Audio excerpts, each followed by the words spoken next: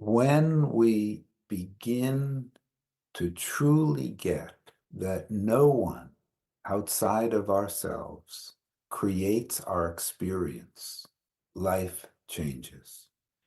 Everything affects me. Nothing causes how I feel. The government, people destroying the environment, my wife when I don't like what she's saying, they don't cause my inner state. They influence it. But I am fundamentally responsible for the state I am creating. That is the beginning of freedom and the beginning of authentic communication.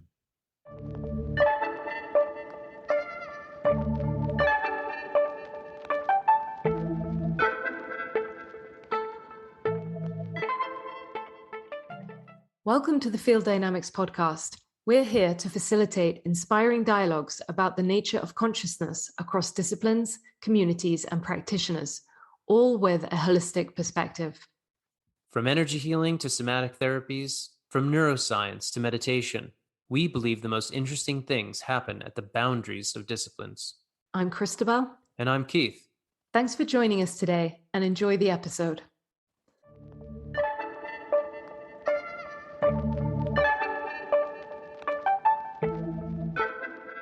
Hello, and welcome to this episode of the Field Dynamics podcast. Today we're joined by Russell Delman. Russell is the co-developer, along with his wife Linda, of the Embodied Life, a transformative approach to human potential. The Embodied Life simultaneously explores all levels of human experience: physical, mental, emotional, spiritual, and relational. At the heart of the approach is the art of being authentically present. Russell's exploration of body-mind perspectives and human potential began while studying psychology at university, sparking a lifelong commitment to awareness. He deepened his understanding through workshops at the Esalen Institute, traveling in the jungles of South America, and trainings in Zen meditation and yoga.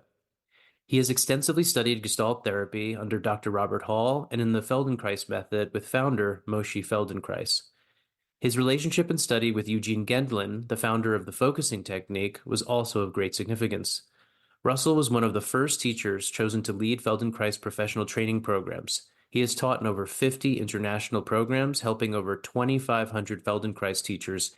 Central to Russell's life are his nearly 50 years of marriage with Linda and their journey as parents to their daughter, Liliana. Russell, it is a pleasure to have you on the podcast today. Thank you. Thank you. Nice to hear where I've been. Well, you are a founder of the Embodied Life approach. What does it mean to be embodied? Great. Our experiences as human beings are located in our physical body. And what I mean by that is except in my dream world, but even there, my body is there. Every experience I've had in my life, maybe a couple of out-of-body experiences that then came back to this physical body, have been embodied. So embodiment is simply the fact of human experience, and an often overlooked fact, meaning that most people identify more with their thoughts, with their feelings, with their beliefs, and their body is kind of something that carries them along. And embodiment, from our point of view, is much more central to human identity, human experience. And when we start including not only the physical body, but what we like to call the feeling body, how we're carrying our life in physical ways, we get a much more inclusive and authentic experience of being alive. So embodiment has that grounding of experience implicit in it. I just wonder then, by default, because you describe that we're often not as identified with our body as we may be with our mind, emotions, etc. Is there something keeping us from being in the body? And if so, what is that? Yeah, so, one of the delights being, for some of us, of being with infants and being with young children is how congruent they are physically, emotionally, as they're navigating the world, right? There's this aliveness.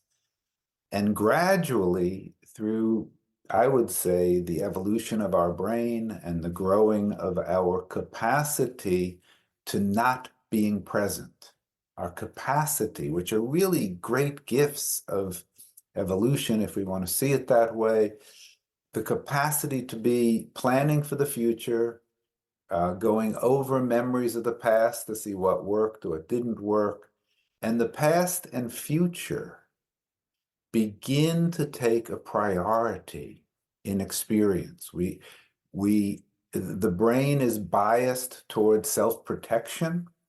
So anything in the past that can give us a hint about being out of danger, as well as predicting what might happen later, begins to take priority, which was really successful in early mammals and early human life, but has gotten, at this point in the evolutionary process, as often happens in evolution, something that is a success at one level begins to become an impediment at another. So we've learned to prioritize what is not here, unless what's here is dangerous. So it actually takes a conscious intention and, I would say, practice to thwart that tendency of our evolutionary brains and say, no, it's really safe enough most of the time to be here. And in fact, it will make you safer if you're really present. And of course, you have enough capacity for planning and remembering. We don't want to throw that out, but we want it in its proper relationship to presence. This is such a core concept, Russell, and the importance of this conscious practice of embodiment. And we find it's often overlooked, as you said, particularly in holistic and spiritual practices. And I wonder if we could just extrapolate on this a step further and bring this into how does this conscious practice of embodiment aid our healing journey specifically? Yeah, so there's a lot in that, Christabel. So I want to kind of chunk it down a little bit so we can see embodiment's relationship to spirituality, which was the beginning of what you're saying, and then the embodiment's relationship to healing, and which, of course, as you know, healing is a code name for being whole, right? It's the same derivation. And and if we want to then mix the images, our spiritual journey and our healing journey are both really about becoming whole in ourselves. But as I like to emphasize, we can't be whole in ourselves only, because we are always in relationship to the world, not only to each other, but to the planet, to the air, to the earth, to every situation we're in. And to be whole has to include our relatedness. So the first thing I want to say about the spiritual and the wholeness is that we can't be whole in ourselves. And this throws Western psychology on its head, because we've all been taught about the great gift of individuality, and we've become worshipers of the individual. And as great a gift as that is for coming out of tribal consciousness, it again becomes an impediment at a certain level of unfolding, of evolution, where our glorification of our separateness, which has led to wonderful things, and I don't want to throw that out.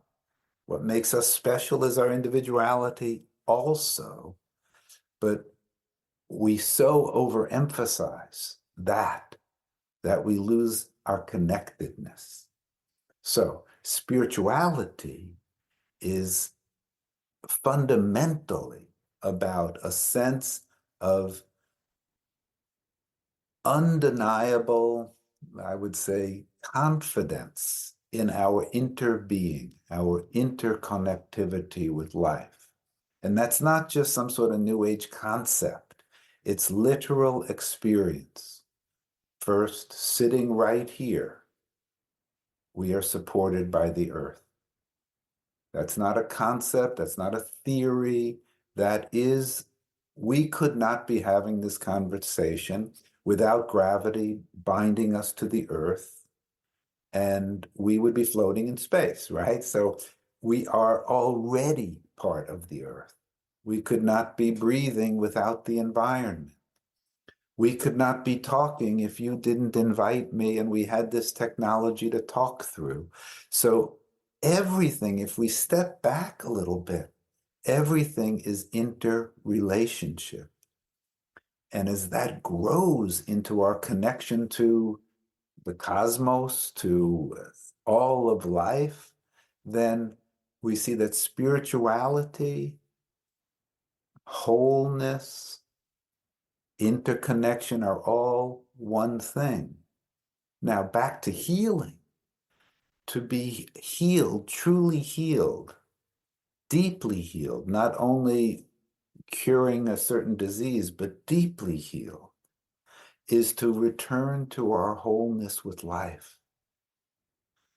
And we are all dealing with, how do I value my individuality, bringing my gifts into the world, and not overwhelm our essential connectedness to the rest of life.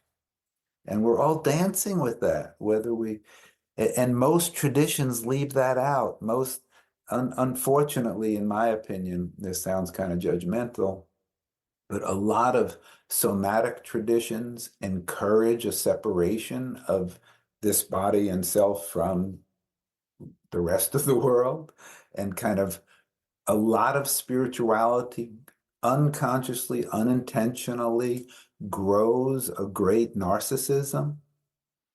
We see that in some of the great, I've been in the Zen world for more than 50 years, and there are people with really great realizations on the cushion that when they bring that into relationship, it can become abusive. It can become not healthy. It's not whole.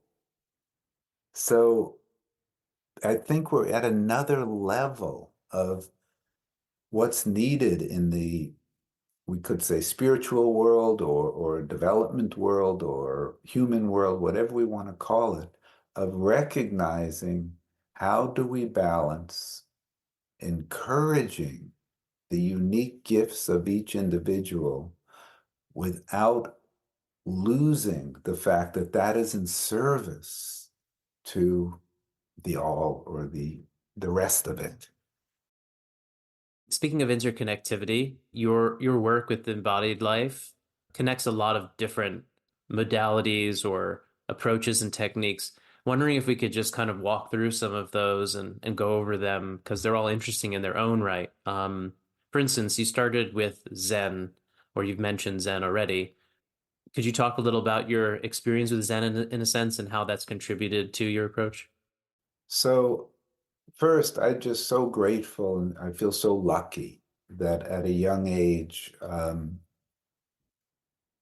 through no credit of my own, I was gifted with opportunities. Of course, there was some receptivity in here, but it wasn't some sort of, oh, I want to study that. It was luck and some kind of maybe karma or something. I don't know how it works really. But so I was 18. I had my first broken heart of my life. I was a freshman in college, and one outcome of feeling a pain that I had never felt in my life was a kind of openness. And that openness led me to realize that I was lost in my head most of the time. It was my first conscious uncovering of the voices that keep going, the interpretive voices that keep one in kind of an internal dialogue, a kind of a functional trance, meaning I didn't bump into a lot of things. I was still functional. I was doing well in classes and interacting as a normal being, but so often missing the moment. And that had never occurred to me. And somehow I was graced with an article on Zen meditation by Shunryu Suzuki, who became my lineage that I entered. And just somehow in his language and something, it went right through. And I saw, okay. And that day I got on a cushion, no teacher, I just started taking basic instruction, and I started sitting every day, lost in thought almost all the time. But something in me knew this was right, that this was somehow going to cure my fundamental disease or something. And so that started. And as I was already interested in psychology. That's where the article came from, a psychology class from a very hip psychology professor.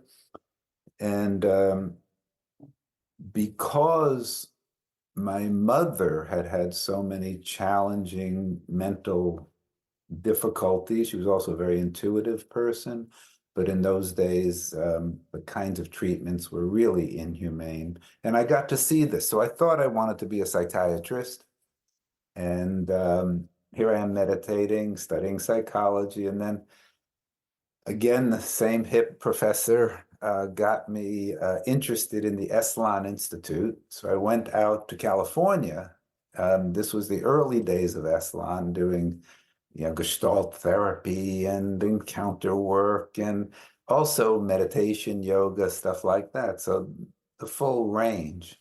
And immediately it was clear to me that working with the sitting practice was wonderful. I was a physical guy. I'd been an athlete. That, oh, yoga. Oh, this is connected to what I'm doing on the cushion. And then the Gestalt therapy is very much about being in the present moment, but now attending to how your feelings are living in you. So immediately, I was 19 years old at Esalen, and right there, I saw, not consciously, but looking back, I saw the roots of the whole embodied life teachings. And then it unfolded from there, where I was still sitting. I got trained as a yoga teacher when I was like 21. I was living in San Francisco and meditating, teaching some yoga. And Feldenkrais was offering his first training program a couple of years later. And I thought, oh, there's something about this that draws me.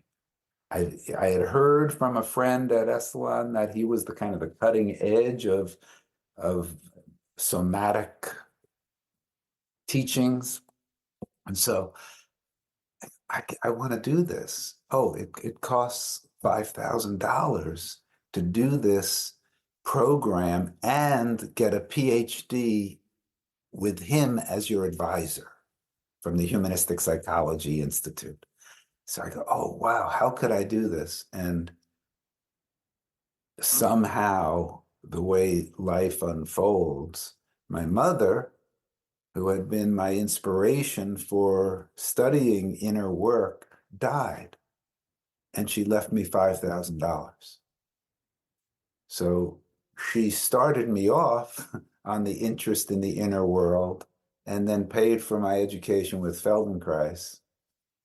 And so then I started teaching Feldenkrais, teaching meditation a little bit, and the psychological side, I would be guiding people using my Gestalt. I trained in Gestalt therapy at the Gestalt Institute of Canada when I was 20 years old also. So I had all this when I was quite young. And it all was immediately, for me, all about being present, and that you can't leave out thinking, you can't leave out feeling, you can't leave out body sensation, and you can't leave out, well, this took a little longer, connection to the world, to have a holistic experience. So it was there from the beginning, and gradually I was gifted with profound teachers who could help me deepen enough that I had something I could bring to other people. So that's, I mean, I kind of answered it in one gulp. You kind of wanted it in more steps, but that's kind of the gulp. It's fantastic, Russell. It's wonderful to hear more of your journey, especially that early start point and the beautiful synchronicity you described there with regards to your mother. I'd like to touch base a little bit more detail on the Feldenkrais method, if that's okay. You've done extensive work with this methodology. Could you share with our listeners initially who might not be familiar exactly what the Feldenkrais method is? I think we have enough time. I'll give a little history.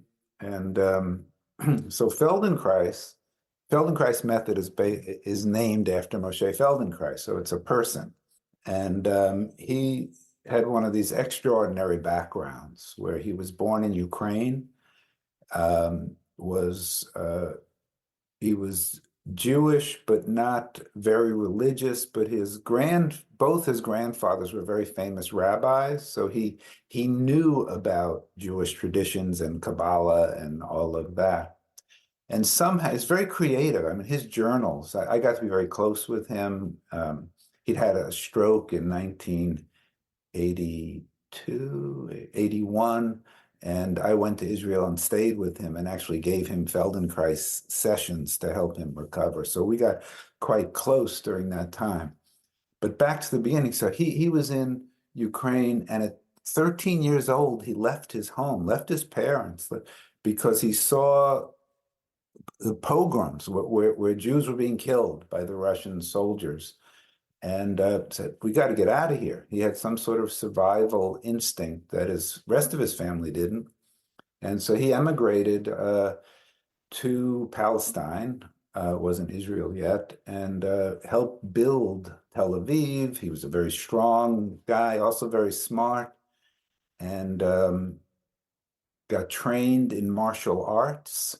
So his bodily skill, he wrote 2 books on unarmed combat, how to take knives away from people, that he developed through learning from a jiu-jitsu master who was an English colonel.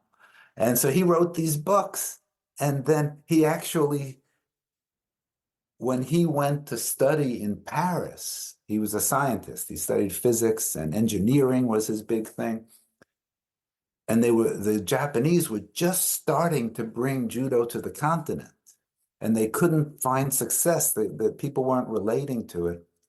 The Japanese ambassador found Feldenkrais's books on unarmed combat, brought them to Professor Kano, who began modern-day judo, and he said, he got interested, and he said, Feldenkrais, this move doesn't work for taking a knife away. And so Feldenkrais demonstrated on his Professor Kano's kind of biggest black belt guy, and he said, whoa, this guy knows something. So they trained him in judo, and he opened the Paris Judo School while he was studying engineering. And he was now with his wife, who was a pediatrician, so he was also interested in child movement. And it's a crazy story. So then the Nazis are coming into Paris. He escapes with nuclear secrets, and he ends up on a ship going to England with these secrets that he now is put in with these scientists to develop how can we fight against Hitler. And he lived with a group of scientists, and this is when he started to think about what became the Feldenkrais method, because he had injured knees, he couldn't walk well, they told him he needed surgery, and he taught himself to walk with much of the cartilage destroyed in his legs. And so he started teaching the scientists what he was learning. And this is when he developed his first book called Body and Mature Behavior. So he developed a very fascinating way of looking at the human being. He said, before neuroplasticity was even a concept, he said, our brain is designed for learning. I taught myself to walk when the basic patterns of my walking had to be relearned and done in a new way. Other people could learn to change their habits and function better. Now, he also, remember at this time, this is 30s, 40s in Europe, psychoanalysis was getting famous. And he started to see, wait a second, this is not only about healing the physical body, but one of his best friends was a scientist who was having marital difficulties and was impotent. And he realized that this guy's walking pattern, his pelvis tucked under, he didn't breathe easily. How's he ever going to feel really confident in himself if his tail's tucked under? And so he worked on his body with his hands and led him through movements. Those are the two ways Feldenkrais is taught in private sessions, hands-on, but mostly it's known in group sessions called awareness through movement.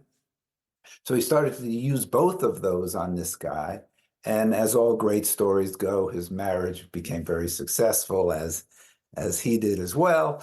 And Feldenkrais realized that he had a unique vision of what healing could be on psychological levels, on physical levels, that you can't separate them, that people carry their lives in how they breathe, how they stand, how they walk. And if you want to affect pre-verbal learning, don't rely on language only. Language is very important, but go into the patterns that started to be developed pre-cognitively. So he adds this edge, which is I'm so grateful for in the embodied life work, that we totally value language, the ability to articulate experience, the importance of language, accurate language for changing human beings, and to loosen some of the binds of very old patterns of breathing, of contraction, of self-defense, to loosen some of those patterns so that the language can enter more deeply was essential. So he started to see this, and he developed what became the Feldenkrais Method, which there are probably more than 1,000 movement lessons, usually 45 minutes or so, maybe an hour, mostly slow movements that you're led through by a teacher. And they're called awareness through movement because the whole idea is to help you be more aware of yourself, not to have a correct posture, but to be aware of how you're carrying yourself. And again, a Feldenkrais practitioner, if you're going to them, as many people do, for real difficulties, brain injuries, we've trained a lot of physical therapists because they apply our work to their physical therapy. They'll usually start with you with some hands-on work and then lead you into the class work. That's often a progression. Many people just do the classes as well. I'm very fascinated by Feldenkrais method. And like you're saying there, the story was wonderful. I had no idea about a lot of the nuance there, about how he was in the center of a lot of things changing in the world and at the avant-garde of a lot of things as well in terms of his studies and interests. I've just been really fascinated myself in experiencing Feldenkrais sessions, and how I would describe it to people is, these very slow movements in general, usually advised to be very slow, as rudimentary as one can imagine, like make it simpler, make it easier, like picking up your arm and putting it down, and then picking up your arm and looking at it, and putting it down and rotating your pelvis. Very slow, very simple. And then this kind of magic happens where as you become more easeful in these extremely simple and slow movements, it's like what happens is your brain, your nervous system is able to take on these new patterns very quickly because of how simple they are. So it's this minimalism approach that enables or effectuates neural repatterning extremely quickly and effectively. And it connects me, like you were saying, about things being so ahead of its time, before neuroplasticity, et cetera. It even, as you were saying, that reminds me of how trauma healing models now work with titration, that to engage with something that is overwhelming or very dense within the system, the only way to truly repattern it through the nervous system is to basically bite off a little percentage at a time, that you can't do it all at once, otherwise you can't change. And the Feldenkrais approach almost has that as an implicit component, is that you have to approach these fundamental patterns in the most easeful, easiest way possible, and only at that level of interaction can change be taken on. I don't know where I was going with any question with that, but more in part to reflect back, as a person who hasn't done any training in Feldenkrais, the experience of it and what seems remarkable to me about it. Yeah, yeah. And I want to put in there the atmosphere, what I like to call implicit learning, when you're encouraged to go slow, to not push, to listen well throughout your whole self. These are revolutionary concepts culturally. Culturally, you want to go faster, no pain, no gain, work harder to get a good result. If you're a good person, you're like that. And those are not always bad things. Sometimes it is good to push. Sometimes it is good to go fast, of course. But to give people a experience in their body that is self-reflective. There's no comparison to other people. There's no goal in the lessons themselves. You're not trying to stretch more. I mean, if most of us, even if you're in a wonderful yoga class where the teacher's saying, don't try so hard, be gentle with yourself, there's almost this implicit, a little bit more, I'm doing a little bit better. How are they doing? And so to completely undermine that frame of consciousness, that comparative, we're working with much more than the body. We're working with how people are living. What are the ground rules for their self-image? Is it possible for me to really value just being aware of myself? And if awareness becomes a value, then just being present can become a fulfilling experience, that I don't have to be better to enjoy my presence. I don't have to be somehow as good as that person over there to feel good enough to be in this moment. So there's this almost subversive meta learning or intrinsic learning that's inviting people to say, oh, maybe as I am is okay. Maybe accepting myself doesn't mean resignation. It means from here, I can be present with, and I can be interested in learning what's the next is. But it's not because there's a certain deficit in my basic self. And boy, that's a huge gift for people to, I don't think you get it one time, but that you gradually get the sense that we have been taught not to be satisfied in who we are.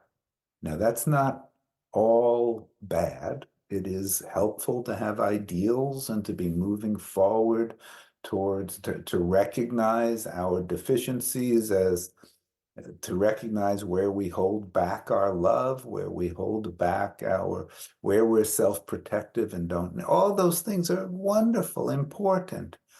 But in our therapeutic culture, as well as our capitalist culture, they go together to create a system that says a little bit more, you'll be a little bit better, then you'll be good enough. No, just a little bit more, a little bit more, a little bit more. And it's almost like we're living in systems that are teaching dissatisfaction. And those are cultural, and they live in the spiritual world as much as in the business world. And so to get under that structure without then saying, it's not kind of like some hippie Tao that says, oh, everything's cool just the way it is, I'm just, all's one and I'm just kind of hanging out here. That is rarely a helpful attitude also. It's very interesting here you share that, Russell, and I'm sort of fusing together some of the concepts or the principles you're sharing here, this importance of cultivating an ideal environment, creating space in the body and the system for the words to permeate in between, the importance of having our practice in the room, on the mat, as it were, and how that actually reflects or doesn't reflect in our lived existence. And that brings me full circle to communication, which is a really core piece here we haven't yet touched on. And your work very much emphasizes compassionate communication, and nonviolent communication has been mentioned as a source of inspiration. It's a very potent working method for people, I think, to reference if they're not familiar with nonviolent communication. Is it possible that you could share some more on the importance of communication in your work and some practical guidelines for our listeners in terms of integrating that with the other work that you've shared thus far? Yeah, so how to find words that really speak from what's in here is rare. We usually talk in what I like to call public language, which is necessary for fast communications. But to communicate in a way that has some intimacy or some deeper connectivity, we need to be able to sense what's living in us and find language that feels true, feels real. And so it takes, the first thing that good communication takes, in my opinion, is the ability to pause. The ability to,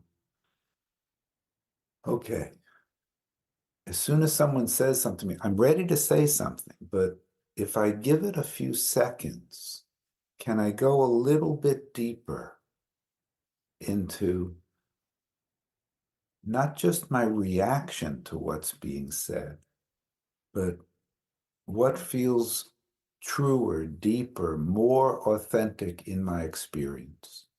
Because most of us have a quick reaction to almost everything. And so, again, some situations that's just right.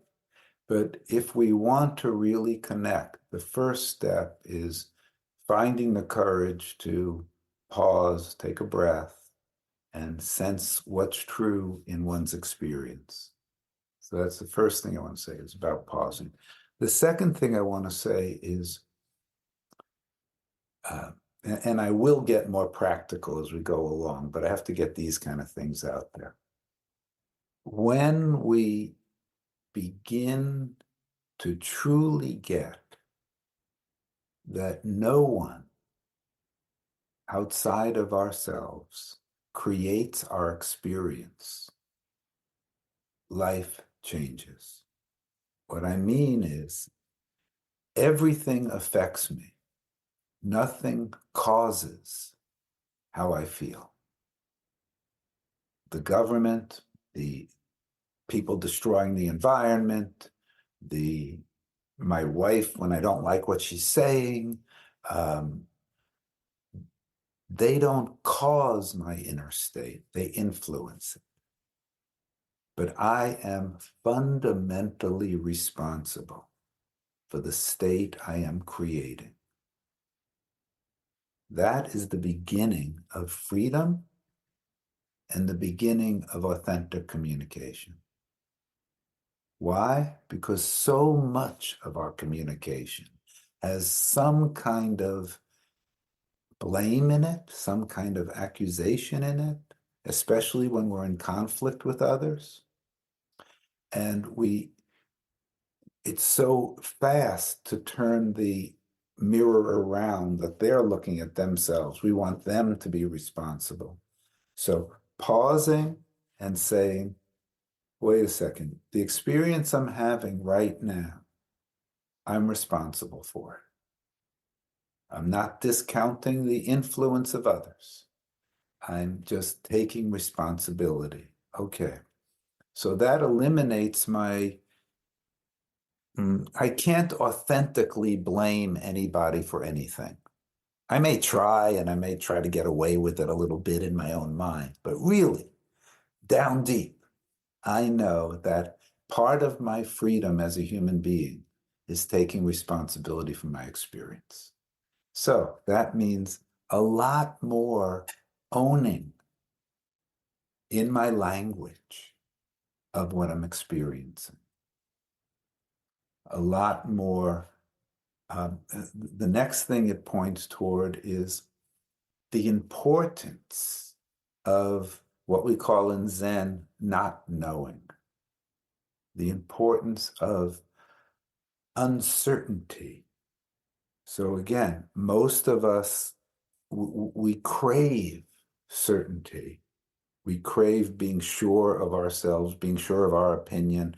You know, we get into a dialogue, especially in a conflictual dialogue. It's like two televisions looking at each other on different channels, and nobody's listening to the other. They're just two televisions until somebody is willing to step out of their television and say, okay, I'm putting down my protection, and I really want to hear what's true for you.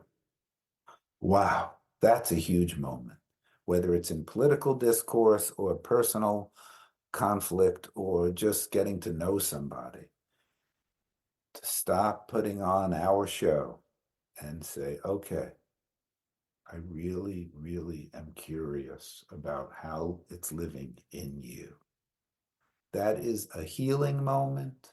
That is how peace will happen on this planet. If it does, is somebody's going to say, I need to hear you first.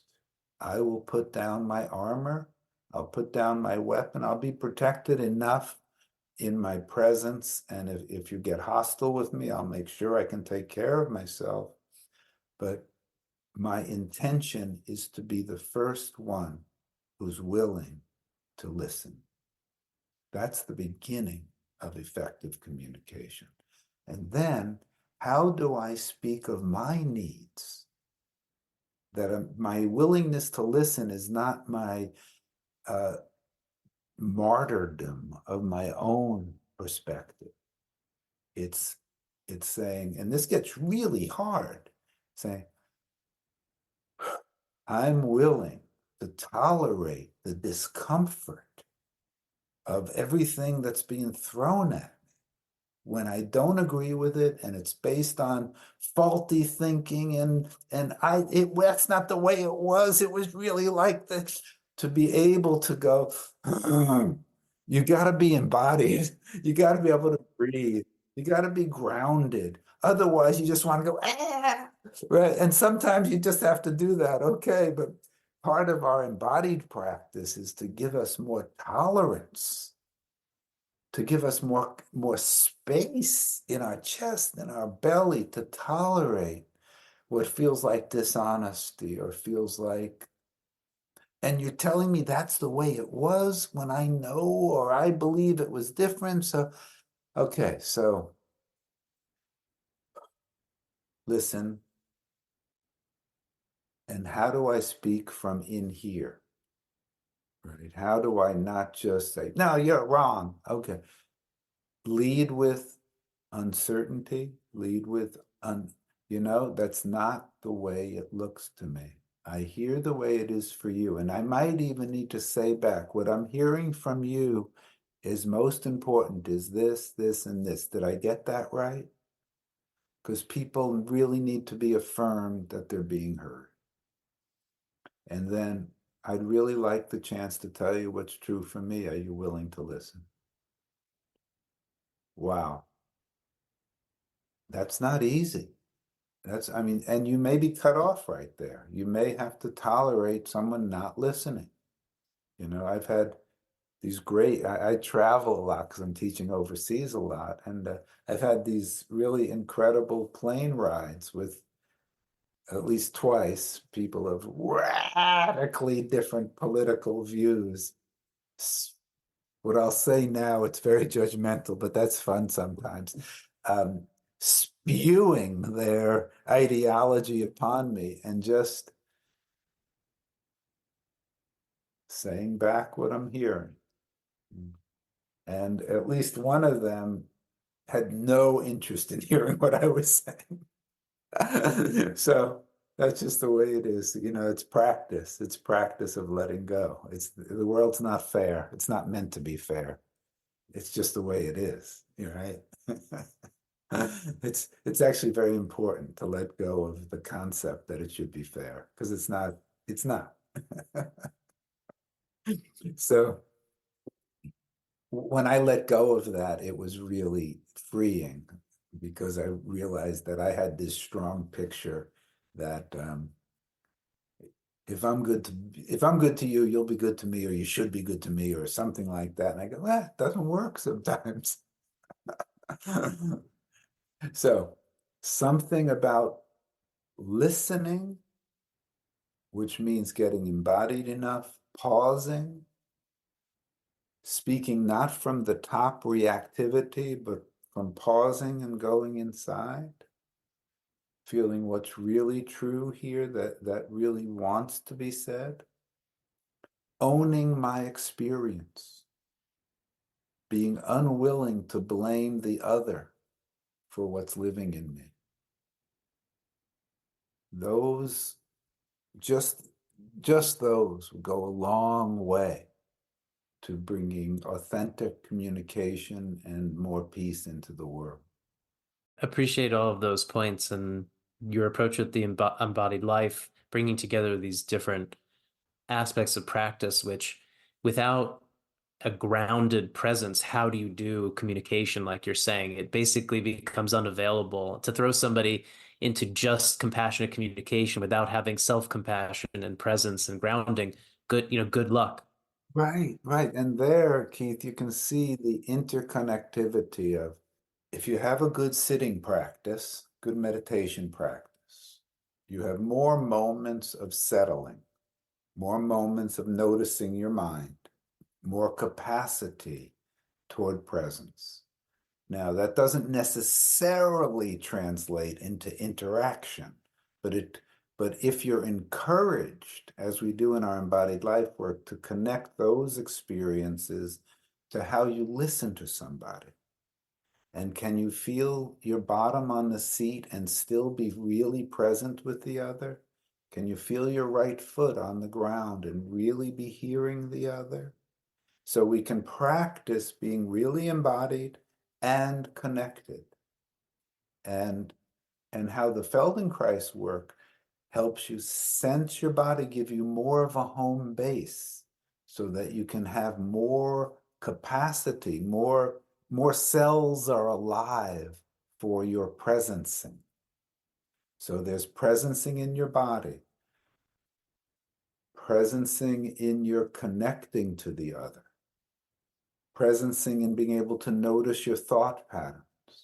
So as I said at the beginning, it all began 18 years old with the realization that I'm not here much of the time. I'm lost in my broken heart, in my stories, and blah, blah, blah, blah. And that the healing is about coming back to wholeness, coming back to, I'm here.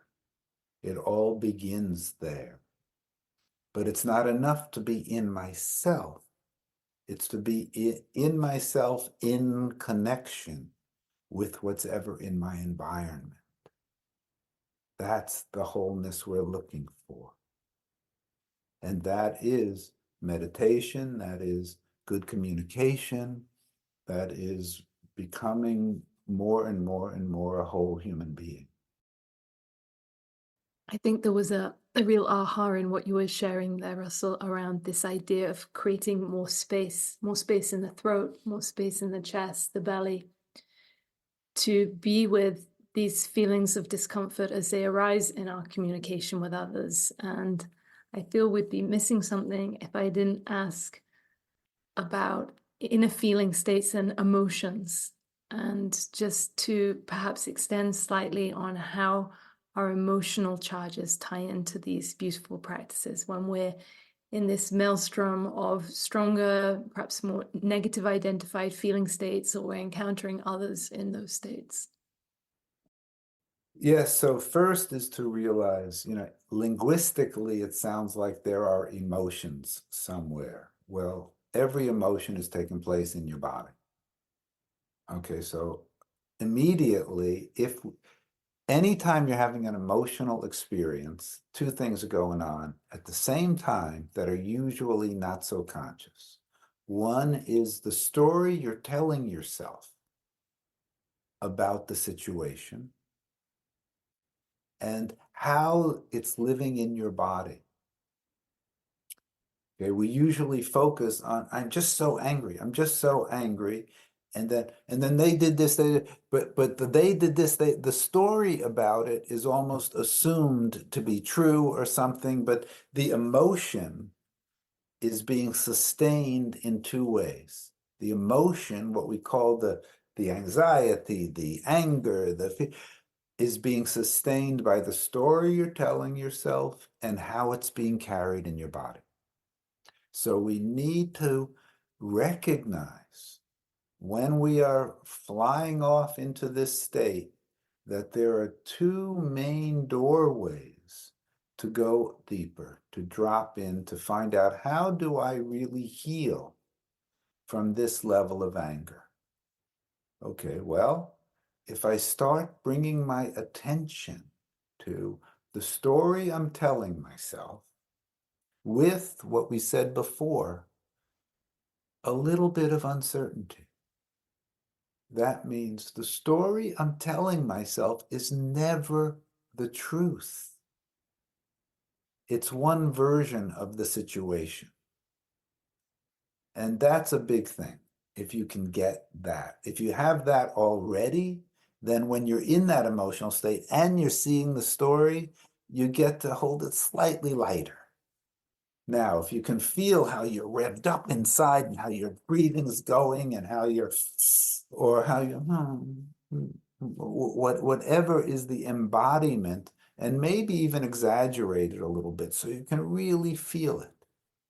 We begin to get to the substrate of what we call the emotion, in other words, how it's physiologically sustained, and then the cognitive element, how it's sustained through thought.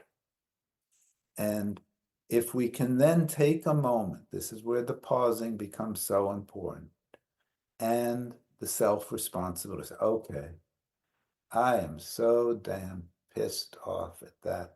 Okay, what's really going on here? Okay, I'm revved up. Yep.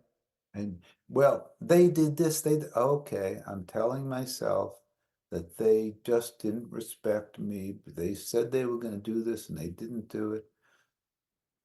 Okay, that might be true. It might also be true that their mother died and they couldn't get back to me. I don't really know the truth of the whole situation, but I know that story is propelling my inner state. Is it a helpful story right now? Well, I still want to make sure that I'm not being taken advantage of. Okay, that makes sense. So then we start some self-talk as you in embodied life work, what we work with a lot is how awareness can be like a meta presence for whatever is living in here. So we have this language that sounds a little schizophrenic till you learn it, is hello in there, I'm with you. What is it? What's going on? What do you need me to know? To ourselves, right? To the inner, to our heart, to our belly. Oh, wow, there's a lot of churning in there. You're really churning.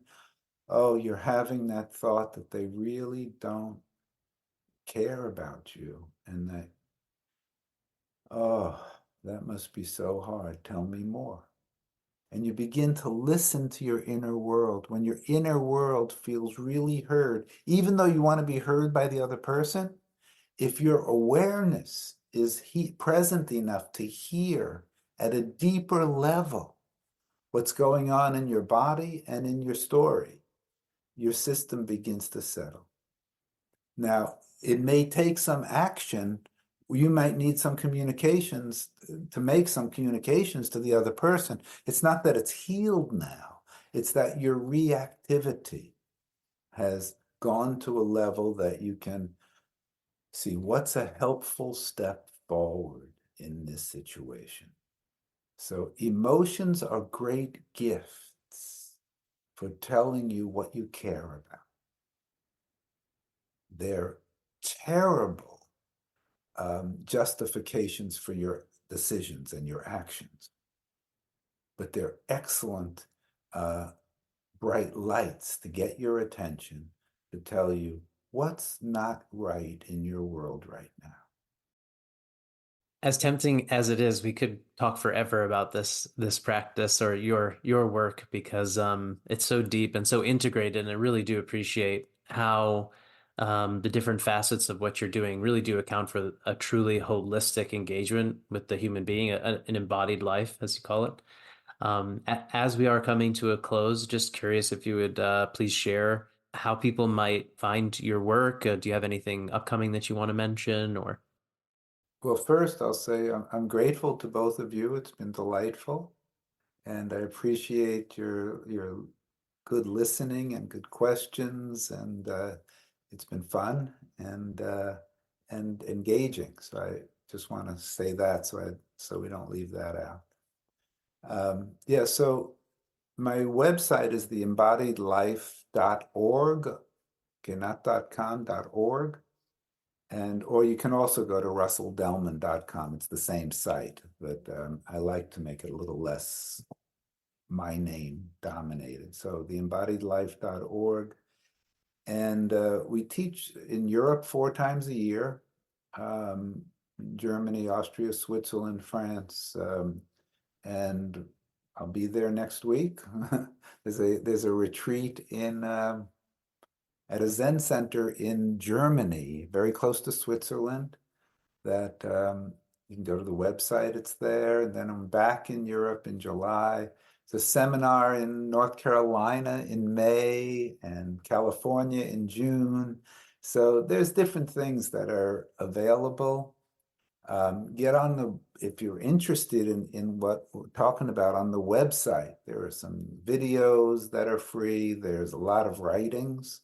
And you can get on the newsletter, and you'll be in. I usually send out a writing once or twice a month, and you can get connected to this way of working.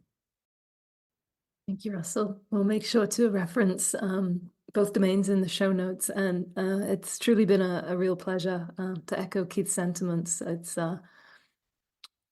very empowering to hear a practitioner, a teacher speak in such a 360 manner around so many different areas and principles. And I hope maybe we can arrange for a part 2 at some point in the future. That would be delightful. Many thanks. Thanks for listening to the episode. What really supports the podcast is providing a rating and review of the show on your preferred listening platform. This helps us get the message out to a wider audience. If the topics we discussed today appeal to you, do take a moment to subscribe. Lastly, we invite you to check out our website, fielddynamicshealing.com, to learn about our training programs, private session work, and to see how we're setting the standard in contemporary energy healing. Many thanks, and see you next time.